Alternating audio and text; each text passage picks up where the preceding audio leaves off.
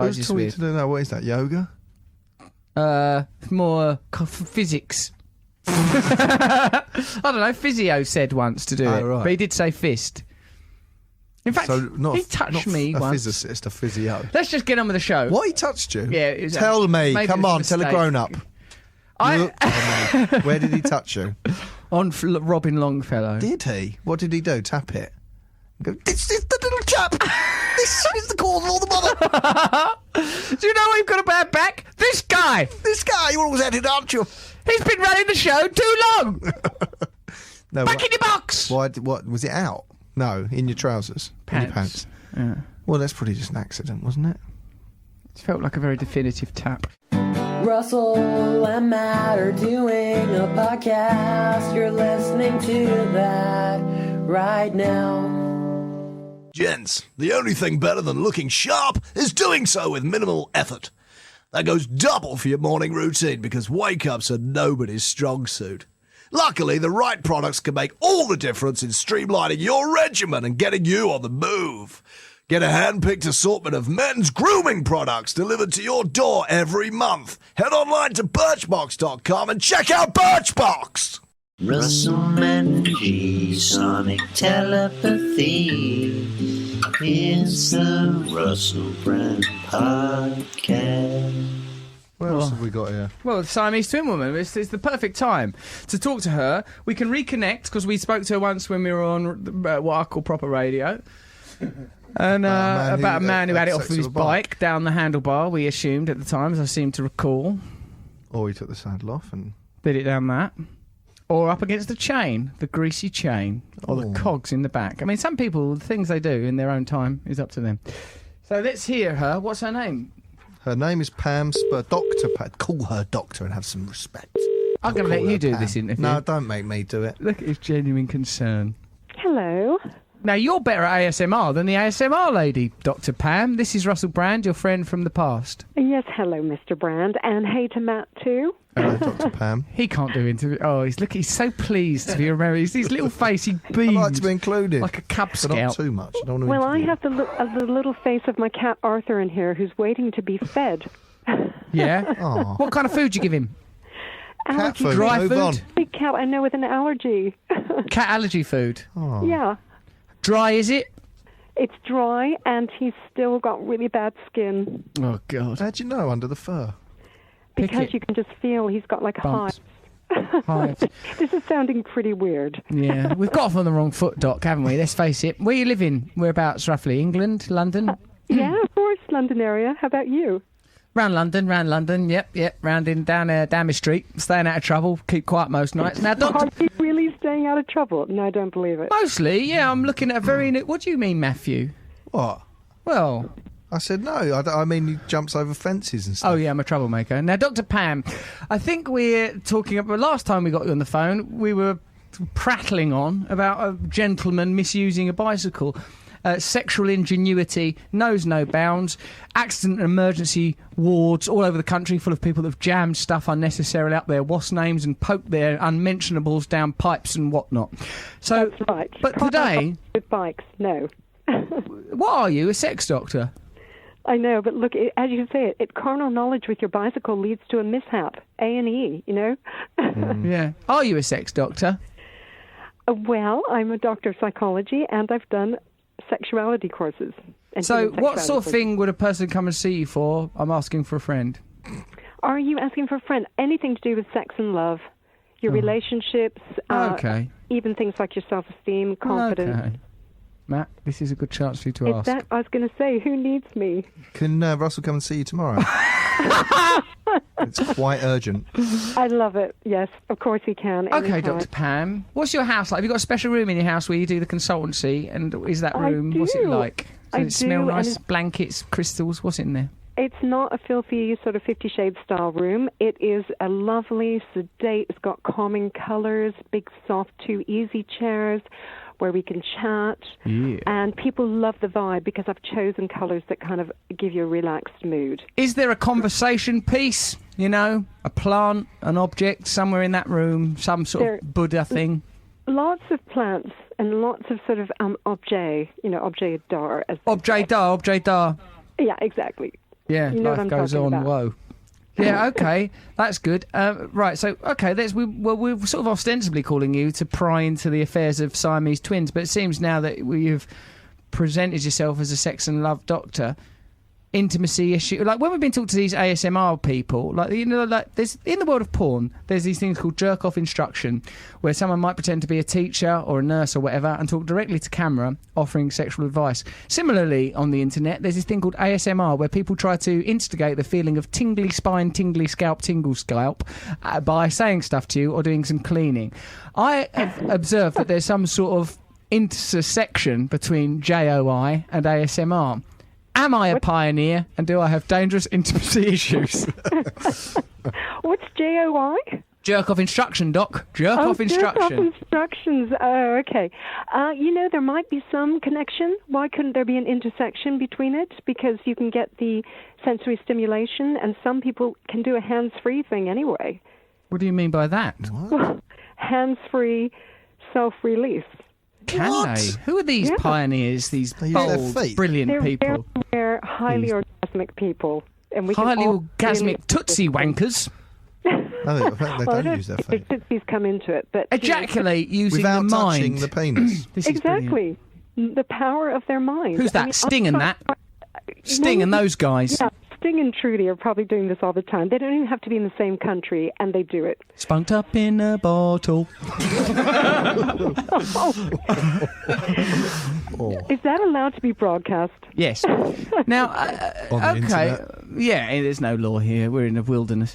Okay. Now, but the thing I suppose I want to know about is how do you have a sort of a sexual revolution, a sex ground zero, where you can build your sexuality again from scratch in case, for example, say you spent too long being promiscuous and learned your sexuality from porn and sex workers as a boy?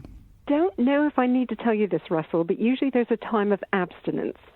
Where Oh, you he's done that. feel your emotional pain and you learn new behaviors, so you don't do any sort of addictive behaviors. You don't go out and do... Don't go out. Yeah, well, no, I mean, don't go out and repeat old patterns. So Right. you have to go to new places. You have to connect with new people that are not to do with sex. These abstinence periods, how long have they got to be? Hour and a half, 2 hours? How long? If you look at places like SLAW and Sex Addicts, Anonymous, Sex and Love Addicts Anonymous. Anonymous fellowships and other 12-step abstinence-based recovery programs, yes. Exactly. They say normally at least 3 months, but really a year. A year of abstinence from masturbation as well. And even objectification, Matt. We're not meant to be objectifying women. We're not meant to look at them going, "Ugh, that's got to Or stop." men. That's a primal urge, isn't it? How are you going to get rid of that? You'd have to live in a Well, white this is- room. All You right. learn to relate to your body and your mind and to others in a different way, and that's what the abstinence period gives you. It gives you that chance to do things differently. It's a And sexual I'm- ground zero. Yeah, exactly. I'm so optimistic. I always feel people can completely change their lives. I don't believe for a minute that people can't change, but it is tough. It is really, it takes your heart and soul. You need to put everything into it. See you in a year, Rush. Aren't we entangled in a cultural thicket that may be difficult to unpick it because of things like that bikini body advert and because of the constant stimulation of sexual urges for, commerce and stuff. I mean, like, sexuality is so prevalent, sexual imagery is so prevalent that it's sort of, it's kind of fused with these primal urges, so... Go I on. was going to say, you've almost hypnotized me with your words. Oh, God. Yes. There you go. Okay. Well, I think to cut to the chase on that question, It's a curse and a gift. We are immersed in sexuality, sexual images, sex sells. It's so tough if that is your thing. If sex is your thing and it's led you down to do things that you regret, you've hurt yourself, you've hurt others. It's really hard. But it's the same with alcohol. I mean, we're a culture where everyone drinks. There's pubs on every corner. There's off licenses, and even your local supermarket sells, bog off offers on the booze. Bog off offers. Buy one, get one free. I'm not telling you to bog off. Buy one, get one free. That didn't used to be in language. When did that Bog turn off. up? Yeah, it's always coming up. Bog off? Yeah. How's that going to catch on? People say it's always in the paper. Bog off? Oh, I don't like it. Bog off. Stamp it out. We've got bigger Okay, fish to well, fry. Well, you know what I mean. And people find it's so tough when they're surrounded by this imagery and everything's accessible. And you don't even have to leave your home, though. You know, you've got net sex. So What do you mean, net sex? You know, go on the internet, go online. You can get anything you want, and which is why it's so hard for people who are trying to change their sexual behavior. The prevalence and ubiquity of sexual imagery is making it harder for people like me to be free and to discover a kind of sexuality infused with spirituality, Dr. Pam. God, it must be worse if you're a Siamese twin, such as the initial idea, the inception for this phone call. But it seems... conjoined twins. Is that what we call them now? On PC now, I bet. Siam went Don't say that anymore. Siam's now Thailand. Yeah, right. The language is so obsolete that the places don't even exist anymore. Exactly. Dr. Pam, even though we called it in a sort of for a rather a glib thing, I think we all learned some things about our sexuality. Particularly a certain young man here who's always had a problem with sexuality, and that's Matt Morgan. I haven't got a problem. Matt, we can talk off air if you want to. Talk off air. Continue this conversation. Okay. Convo. Drag him off to a scout come hut out of and your shout in his mouth. Hang on, we didn't learn anything about the sex lives of Siamese twins. Just give us a factoid. Conjoined twins. Well, I was going to say, I hate to disappoint you, but, you know, I've trawled for research into the sex lives of conjoined twins. What are you trawling around for, Pam? Trawled. I respected you. I know. It kind of sounds a bit dirty, doesn't it? But, you know, there are only 1 in 200,000 births. So there's very little It's about the barely sex worth worrying about. But let's just say this, you know, Eng and Chang, who were the ones who... Yeah, they're our favourites. Yeah, they were the ones who got the name Siamese twins because they were from Siam. Chang was a right pain in the arse, whereas Eng sounds like a right doom monger. He was a good dude. And the thing is, they each had 12 children or something like that. 12 children. 21 between them, Dr. Pam, and Was it presumably 21? You know both... the facts. What do you think the deal was? What do you think they said to each other? How did they organise it? Well, when you got to remember, privacy is a luxury that most of us have access to. And so if you're a conjoined twin or if you live in close confines with a big family, you don't have that luxury. So you learn to do things discreetly. You know, you learn to, you go to the loo, have a shower, have sex discreetly. You could do all three at once in the shower and Eng wouldn't know nothing about it. I'm lost for words. Dr. Pam, in a way, setting me up somehow. you've given us more information than we can possibly cope with, given that 50% of us, at least, are idiots. Whether we're conjoined twins or not. Thank you, Dr. Pam. We'll be calling Thank you you, again. Dr. Pam. Because there's something about you that I like. It's your voice, it's your manner, it's your God. style. Well, I'm You not... can't have a sexy sex What? counsellor. No? You're just going to be stuck in a loop. When I eating your was tail. once in a sex don't always hospital for talk about abstinence, sex. the counsellor they gave me was well fit, and I tried it on, but it didn't go well. I thought there's nothing I can say to this woman. Spoken like a true addict. Oh, no, now I've been judged. All right, off you go, Dr. Pam, and we'll talk to you another day, probably Okay, love you middle of guys. the week. Bye, Take thank care. you. Bye, darling. Oh, She called me darling. don't be absurd, Matthew. She's dismissed you without words. Okay, well, that was a wonderful show. I feel like we've... What? That's the end? Yes, the end. It's been over for ages. All this stuff is it's useless. Mind you, we're chopping that stuff out of the bloody middle. It went crazy for a while.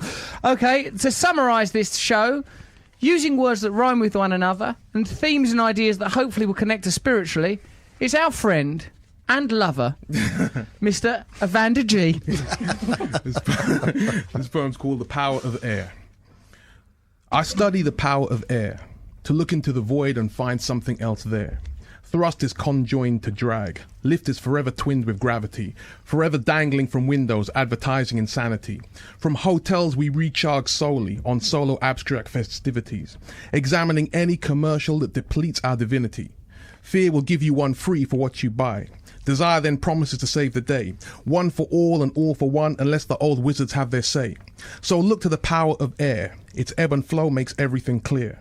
But in the cases of duality, opposites can clash manically, but you can pause, breathe, and self-release magically. Woo! Is it me you're looking for? That was one of the greatest poems that man's ever done in this room. Well done, G. I can see it's exhausting now. Who do you think is the competition winner? Who has contributed to this show the most? Me. Dr. Pam Dr. Pam. Spur. Dr. Pam. Pam's purr. Pam Spur. Pam, we're sending you a poem there. Thank you very much for your help, guidance, and insulting judgments. We'll be back with more podcasts. Accurate diagnosis. No, damn you, woman. Damn you, Matt. See you in the future, if there's such a thing. You're listening to the Russell and Matt podcast on Audio Boom.